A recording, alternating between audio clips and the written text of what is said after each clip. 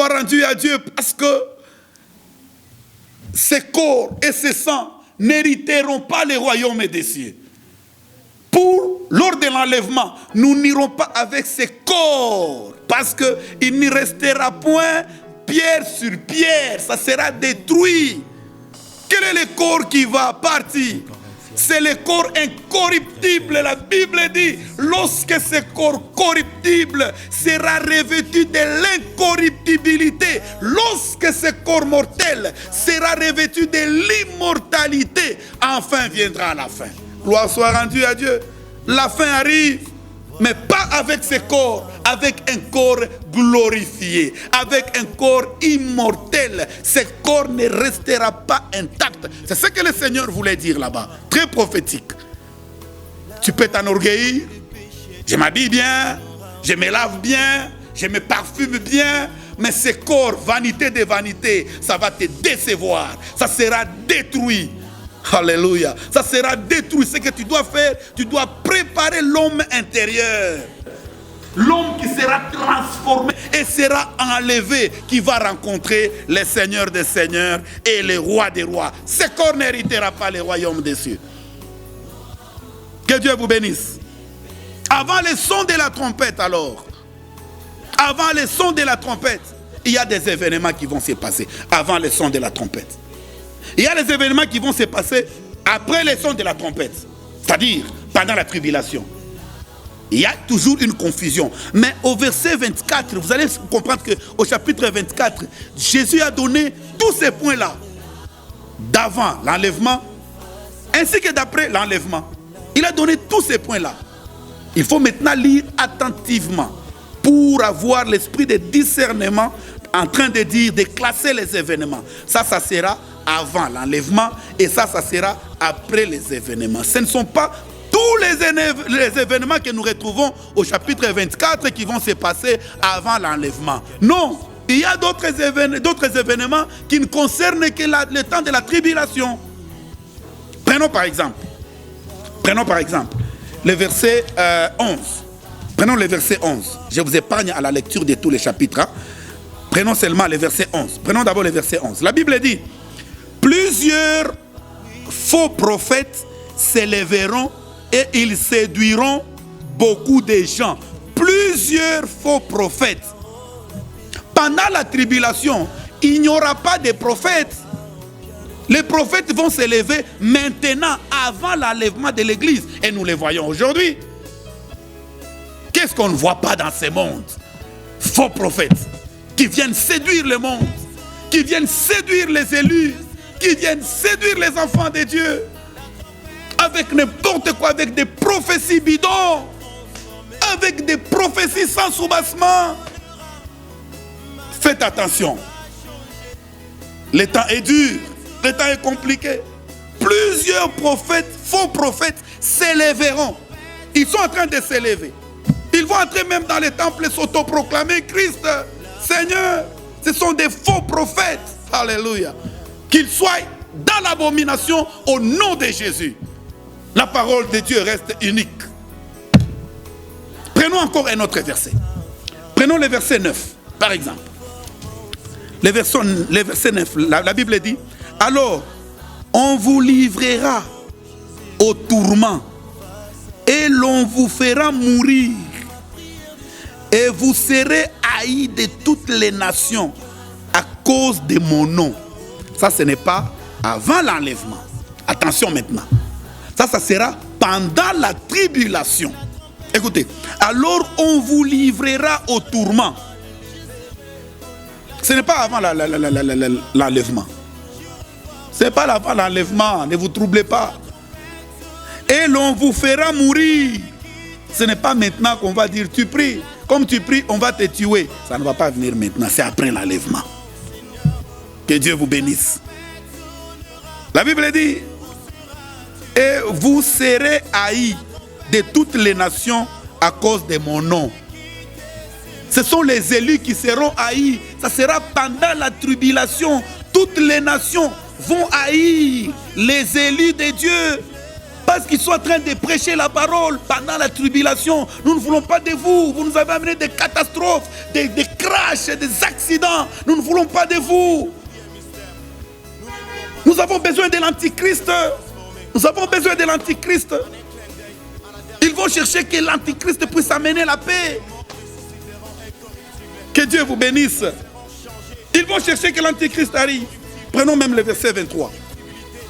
Verset 23. La Bible dit, si quelqu'un vous dit alors, le Christ est ici, ou il est là, ne le croyez pas. Si quelqu'un vous dit que le Christ est ici, il est là, ne le croyez pas. Ne croyez pas à ce genre de message. Ne croyez pas à ça. Je me rappelle à Lubumbashi, à un moment là, on nous disait que le Christ est à la Rouachi. Il fallait aller à la Rouachi pour voir Christ qui était descendu. Non, c'est faux. Ne croyez pas à cela. Ce sont des faux prophètes, des fausses prophéties. Il ne viendra pas de cette manière-là.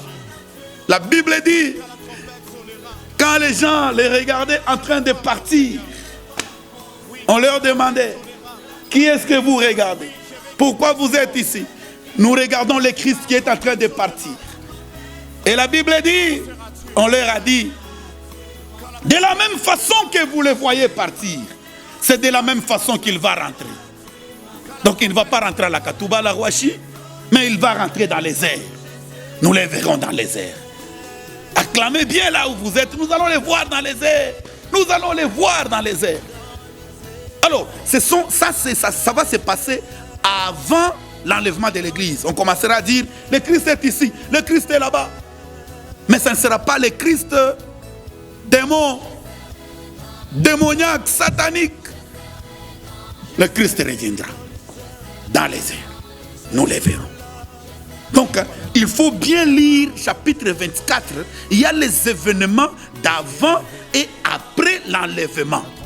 D'autres événements ne concernent que la tribulation. J'aime bien le Seigneur. La Bible dit au verset 14. Au verset 14. Cette bonne nouvelle du royaume sera prêchée dans le monde entier pour servir de témoignage à toutes les nations. Alors viendra la fin. Alléluia. C'est lorsque cette bonne nouvelle sera prêchée partout dans le monde, à toutes les nations, à toutes les tribus. Alors viendra la fin.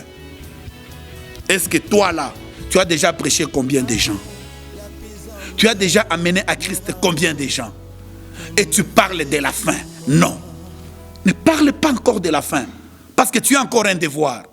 Et si tu ne fais pas ce devoir, tu risques de rater l'enlèvement. Si tu n'as jamais prêché quelqu'un dans ta vie, tu n'as jamais amené quelqu'un jusqu'au point du baptême, je te dis, c'est un danger même pour toi. Tu risques de rater l'enlèvement. Quand tu reçois ça, ça doit bouger dans ton cœur. Tu dois parler à ta femme, tu dois parler à tes enfants, tu dois parler à tes frères, tu dois parler à tes enfants, que tout le monde puisse recevoir cette parole et se préparer.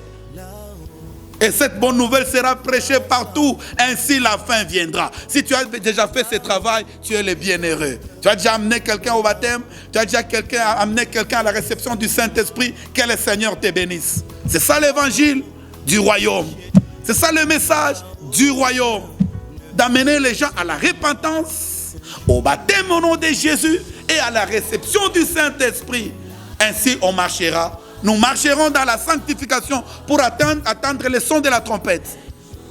Voilà les différents événements qui vont arriver. Il y a des événements atroces, compliqués, durs. Il y a des nations qui vont s'élever contre les autres nations. Il y a la guerre qui va envahir le monde. Quand on parle de la guerre, il y aura des guerres. Les guerres seront là avant l'enlèvement de l'église. Parce que pendant la tribulation, il n'y aura pas de guerre.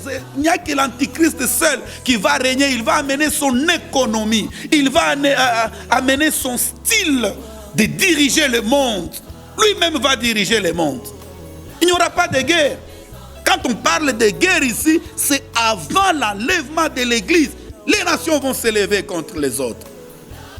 Il y aura des guerres, il y aura des guerres de tribus. Une tribu va s'élever contre une autre. Ça sera avant l'enlèvement de l'Église. Alors nous devons faire attention. Quand nous voyons les histoires s'accomplir, se réaliser, ce n'est pas la tribulation. L'Église est encore là. Ce sont les événements qui annoncent l'arrivée de notre Seigneur. L'enlèvement de l'Église. L'Église est en train de partir. L'Église est en train de fermer, de plier ses bagages. Nous devons partir. Prépare-toi. Le voyage déjà est tout prêt. Sois prêt de partir. À tout moment, la trompette sonnera. Tout ce que tu es en train d'arranger comme corps, il ne restera pas pierre sur pierre. Ton corps sera détruit. Ta vie sera détruite. Ta famille sera détruite. Mais la parole de Dieu ne passera pas. La parole de Dieu reste. Aujourd'hui, hier, aujourd'hui, éternellement. Que le Seigneur vous bénisse pour cette portion d'enseignement. Vous avez remarqué, j'ai donné quelques événements.